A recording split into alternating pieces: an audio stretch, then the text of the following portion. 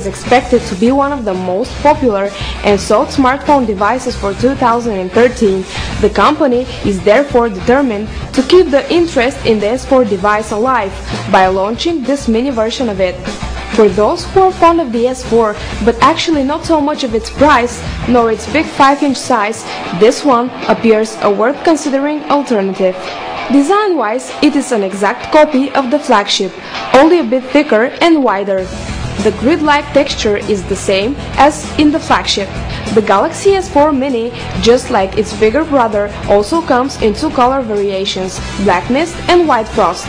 The smaller brother of Samsung's best smartphone is a Mini 4.3-inch version, which shares some of its key specifications.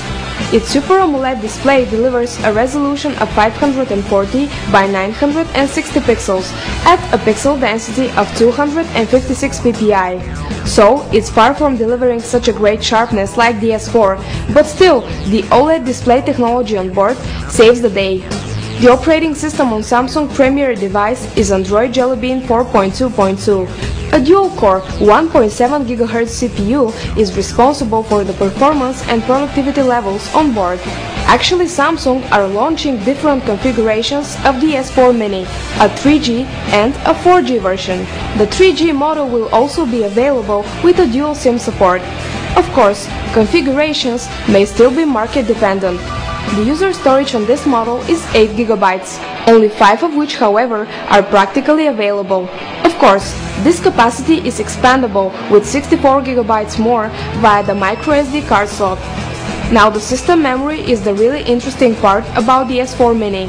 Samsung has loaded the device with 1.5 GB of RAM, which was actually the case also with the Samsung Galaxy Mega.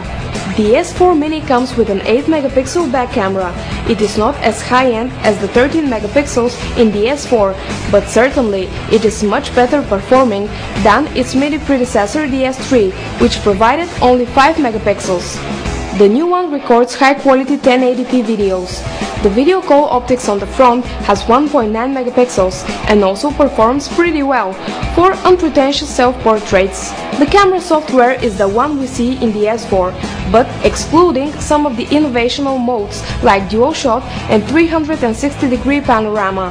The second one we are not going to miss that much, since it didn't perform that well, but we wish dual shot hadn't been dropped out of the camera menu. At least sound and shot mode, where you get your voice integrated in the photo, is still an option.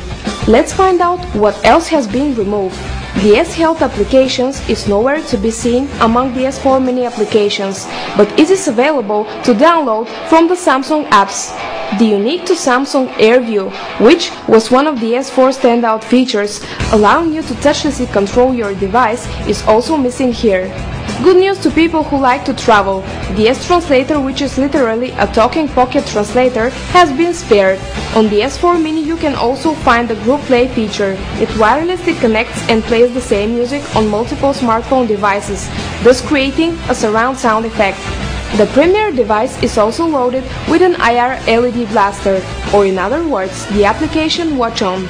It turns the device into a universal remote control for any kind of devices and grounds around the house. You can control the TV, DVD player and even the air conditioner. Onboard power is expectedly also cut due to the smaller screen size, but the 1900 mAh battery piece will easily get you through a whole day of browse and play. The pricing is really the big question mark. We should probably wait for a few weeks to see whether this middle-class flagship will be a good bargain.